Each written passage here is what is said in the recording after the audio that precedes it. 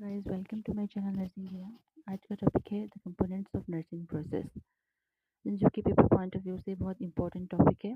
और इस वीडियो के अंदर बहुत ही इजी वे में आपको इसके कंपोनेंट्स की समझ आ जाएगी। And let's get started. अगर आप नर्सिंग स्टूडेंट हैं या प्रैक्टिसिंग नर्स हैं और नर्सिंग प्रोसेस को समझने में स्ट्रगल कर रहे हैं तो परेशान होने की कोई ज़रूरत नहीं है। In this video I will break it down into 5 simple steps that will make patient care easier and more effective. Let's get started. Okay.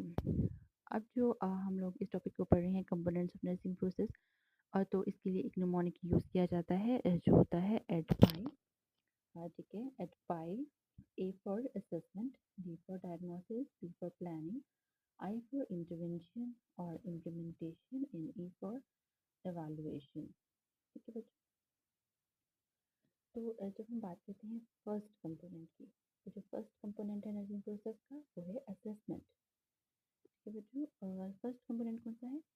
A for assessment, जहाँ पर हम जो है इम्पोर्टेंट पेशेंट डाटा को कलेक्ट करते हैं, जिसके अंदर जो है आ जाता है कलेक्ट द पेशेंट डाटा। इसके अंदर हमारे पास क्या आ जाते हैं, कौन सी इम्पोर्टेंट पेशेंट डाटा को कलेक्ट करते हैं। मेडिकल हिस्ट्री में ली जाती है, पेशेंट की मेडिकल हिस्ट्री शामिल होती है। ठीक है, फिजिकल एग्जामिनेशन किया जाता है। ठीक है, फिजिकल एग्जामिनेशन इसके अंदर शामिल होता है। और अगर हम बात करते हैं तो इसके अंदर लैब टेस्ट की फाइंडिंग्स आ जाती हैं। ठीक है, और पेशेंट की जितनी भी कंप्लेंट्स होती हैं वो शामिल होती हैं। अगर हम बात करते हैं पेशेंट कंप्लेंट्स, जी, जो पेशेंट कंप्लेन कर रहा होता है, this is known as the subjective data. ठीक है, जो पेशेंट हमें जो है रिपोर्ट करता है, डिस्क्राइब करता है अपनी कंडीशन के बारे में, कंप्लेन कर रहा होता है, तो वो क्या कहलाता है, सब्जेक्टिव डाटा। और ये जितनी भी फाइंडिंग्स होंगी, जिसमें जो नर्स है वो ऑब्जर्व करेगी पेशेंट को, तो जिसमें वो मेडिकल हिस्ट्री उसकी देखेगी, फिजिकल एग्जामिन करेगी और उसके लैब टेस्ट की फाइंडिंग्स को जो है वो देखेगी, तो इसको हम बोलेंगे ऑब्जेक्टिव डाटा, पेशेंट का ऑब्जेक्टिव डाटा। तो जो असेसमेंट है उसके फेज में क्या आ जाता है, subjective and objective data. Both types of data are included in the assessment phase. Okay. और जो है हम लोग आगे मूव करेंगे तो नेक्स्ट जो कंपोनेंट है वो है डायग्नोसिस। ठीक है, डायग्नोसिस जो है वो बेस होता है असेसमेंट के ऊपर। किसके ऊपर बेस होता है? असेसमेंट के ऊपर ही बेस होता है। ठीक है, जहाँ पर हम लोग पेशेंट के जो है एक्चुअल और पोटेंशियल हेल्थ प्रॉब्लम्स को आइडेंटिफाई करते हैं। ठीक है, कैसे हम एक्चुअल और पोटेंशियल हेल्थ प्रॉब्लम्स को आइडेंटिफाई करते हैं? नंदा की नर्सिंग डायग्नोसिस, नंदा ए की आई की जो अप्रूव्ड नर्सिंग डायग्नोसिस है वो हम स्टेप के अंदर यूज़ करते हैं। फॉर एग्जांपल, अगर हम यहाँ पर एक एग्जांपल की बात करते हैं तो इसके अंदर हम कर सकते हैं कि इम्पेयर्ड, यहाँ पर impaired gas exchange related to. ठीक है, इम्पेयर्ड गैस एक्सचेंज जो है वो एक नंदा की नर्सिंग डायग्नोस है। और अगर हम लोग बात करते हैं कि कॉज क्या है इम्पेयर्ड गैस एक्सचेंज का, तो रिलेटेड टू के बाद कॉज आता है, तो हम यहाँ पर ऐड कर सकते हैं निमोनिया। ठीक है, impaired gas exchange related to pneumonia, तो ये क्या हो जाएगा, हमारे पास आ चुका है डायग्नोसिस, वो भी नंदा अप्रूव्ड नर्सिंग डायग्नोसिस। अगर हम बात करते हैं थर्ड कंपोनेंट की, तो वो थर्ड कंपोनेंट जो है वो है प्लानिंग। अब प्लानिंग के अंदर क्या है कि जो है हम लोग ना स्मार्ट गोल्स को सेट करते हैं। What are the smart goals? तो बात आती है स्मार्ट गोल सेट किए जाते हैं और इंटरवेंशंस बनाई जाती हैं। स्मार्ट का मतलब होता है जो है स्मार्ट, जो गोल्स होते हैं should be specific, should be measurable, should be achievable, should be relevant and should be time bound. ठीक है बच्चों, तो वो कह रहे हैं कि जो हम जो गोल्स को सेट करेंगे वो स्मार्ट के क्राइटेरिया को मीट कर रहे हों। ठीक है, और जो है हम इंटरवेंशन इसके अंदर बनाते हैं।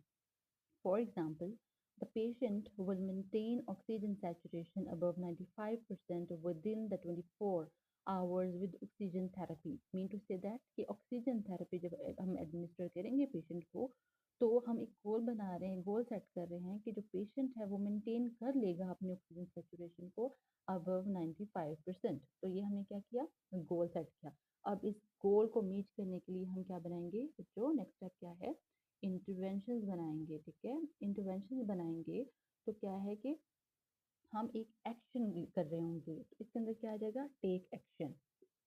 ठीक है, इसमें हम एक एक्शन लेते हैं किसी भी गोल को मीट करने के लिए, अचीव करने के लिए। यहाँ पर हम क्या करते हैं, एक एक्शन ले रहे होते हैं।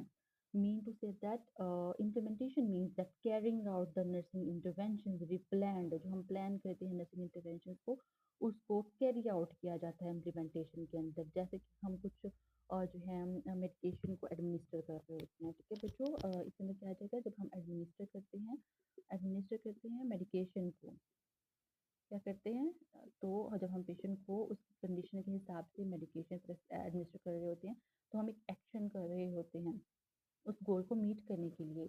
तो ये क्या है, इम्प्लीमेंटेशन में आ जाएगा, administer the medication, educating the patient, assisting the patient और परफॉर्मिंग द वुंड केयर। ठीक है, इसके अंदर क्या आ जाएगा, ये सारी चीज़ें जो कि हम लोग और इम्प्लीमेंट एक्शन कर रहे होंगे, तो वो आ जाएगा इस जो है कंपोनेंट के अंदर। उसके बाद जो है, अगर हम बात करते हैं लास्ट स्टेप की, ठीक है, तो हमारे पास इवैल्यूएशन आ जाता है। ठीक है, हमारे पास लास्ट स्टेप क्या है, इवैल्यूएशन है। इवैल्यूएशन के अंदर हम क्या करते हैं, हम चेक आउट करते हैं कि आया जो इंटरवेंशंस हमने की है पेशेंट के गोल्स को अचीव करने के लिए, वो वर्क भी कर रही हैं कि नहीं कर रही हैं।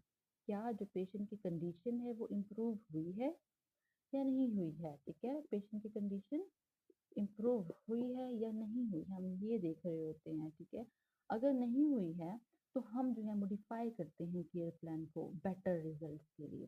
तो इसके अंदर क्या आ जाएगा, असेस द आउटकम्स, हम आउटकम्स जो है वो असेस करेंगे and modify the care plan if needed, अगर ज़रूरत पेश आती है तो हम उसको मॉडिफाई भी करेंगे। ठीक है, तो ये क्या हुआ, हमारे पास ये सारे जो हैं वो 5 कंपोनेंट्स हैं नर्सिंग प्रोसेस के। ठीक है, वेरी 5 सिंपल स्टेप्स हैं एंड जब हम इस प्रोसेस को अंडरस्टैंड कर लेते हैं तो हमें हेल्प आउट करता है कि हम एक बेटर स्ट्रक्चर्ड पेशेंट और पेशेंट सेंटर्ड केयर जो है वो पेशेंट को हम जो है दे सकते हैं। ठीक है, अगर ये आपको हेल्पफुल, ये वीडियो आपके लिए हेल्पफुल थी, then like, subscribe and hit the bell icon for more nursing content. ठीक है, see you in the next video and if you have any question, just drop it on into the comment section. Thank you very much.